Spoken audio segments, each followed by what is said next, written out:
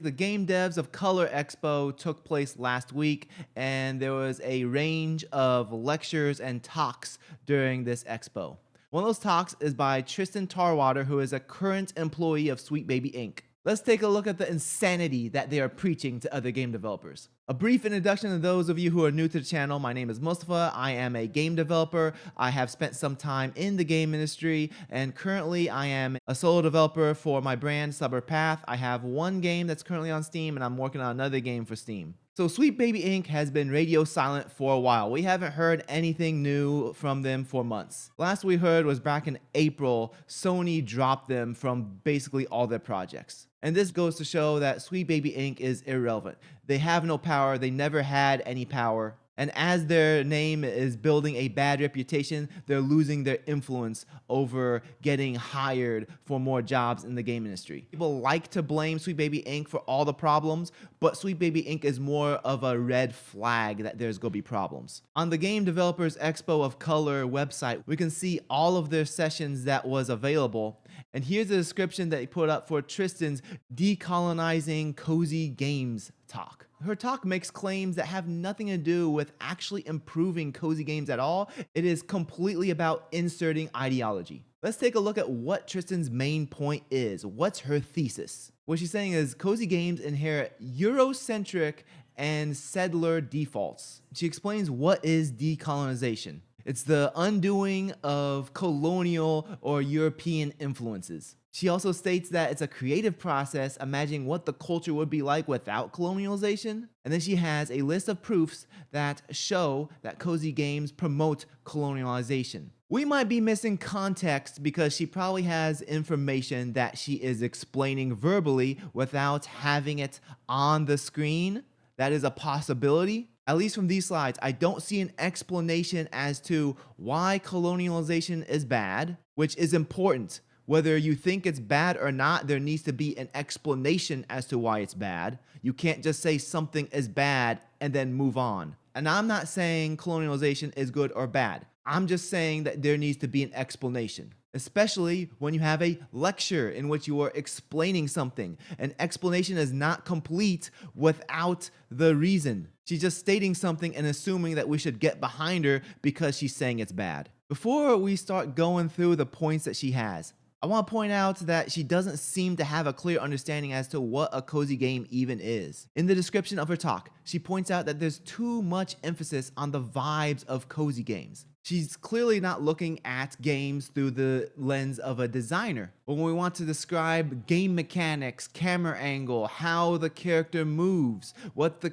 player does moment to moment, we'll use categories such as 2D platformer, first-person shooter, real-time strategy. These terms will describe what you do moment to moment. If we want to describe the larger structure of the game, we'll use terms like Metroidvania, roguelike, roguelite, RPG. Those terms don't describe what you're doing moment to moment, nor the core mechanics, but they'll describe what the structure of the game is like. If we want to describe the mood, the vibe, the aesthetic, the visual theme, we'll use terms like sci-fi, medieval fantasy, horror, and cozy game. That's because cozy games have a shared visual theme with each other. They don't have shared game mechanics with each other. Cozy games are all about the vibe. So when she's complaining that there's too much focus about the vibe of cozy games, it shows that she doesn't understand what the term cozy game means through the lens of a designer. Let's take a look at her list that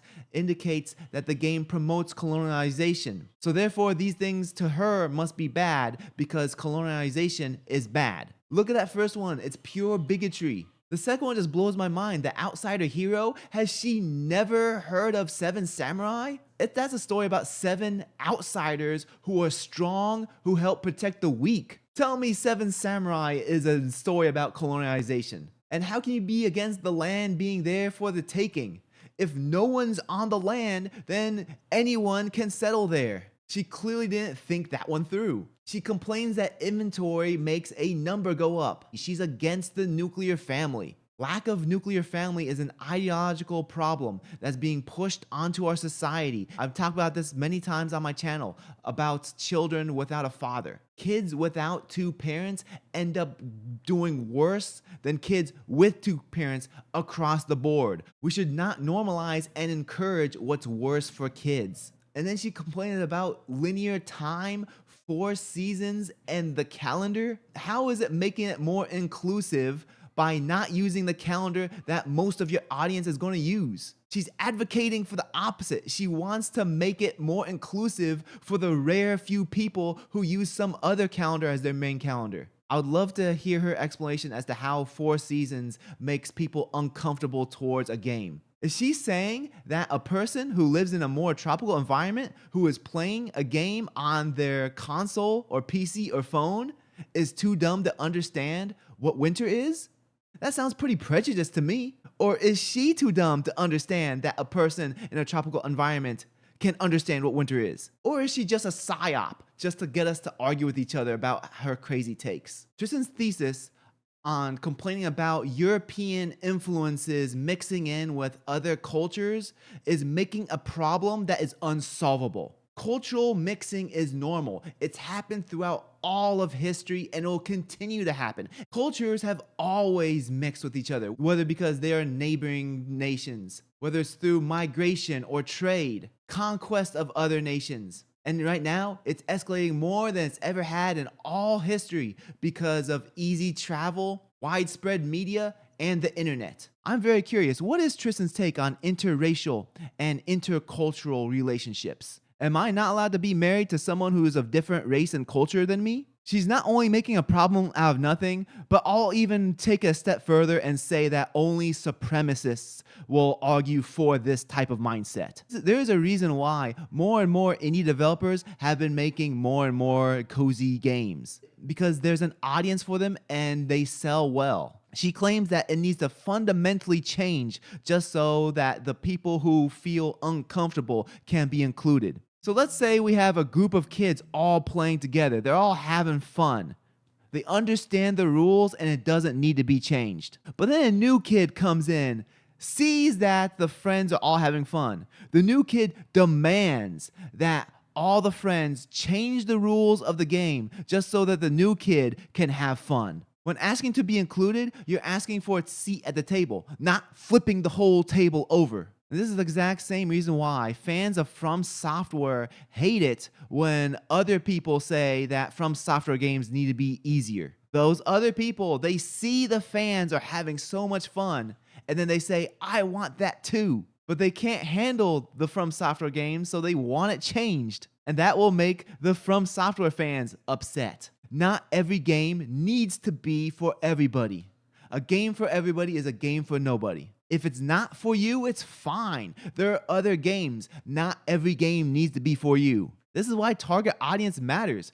Games are designed for the target audience. Games shouldn't be designed for everybody. There are situations in which a game can include certain designs so that it can include people who are disabled, such as physically disabled, those who have color blindness or some kind of sight impairment, those with hearing impairment, button remapping for people who have issues with their hands. I fully support initiatives that encourage developers to design for the physically handicapped. Cameron Wild, who is another Sweet Baby Inc. employee, literally said that one of her goals is burning the industry to the ground. Clearly it's the same for Tristan Tarwater and everybody else in Sweet Baby Inc. This is why it's important to call out when these people have lectures that are meant to encourage others to basically burn down what's working. Nothing that I see from these slides show that she's trying to encourage any sort of actual inclusion or any sort of improvements. In fact, she doesn't actually explain any real problem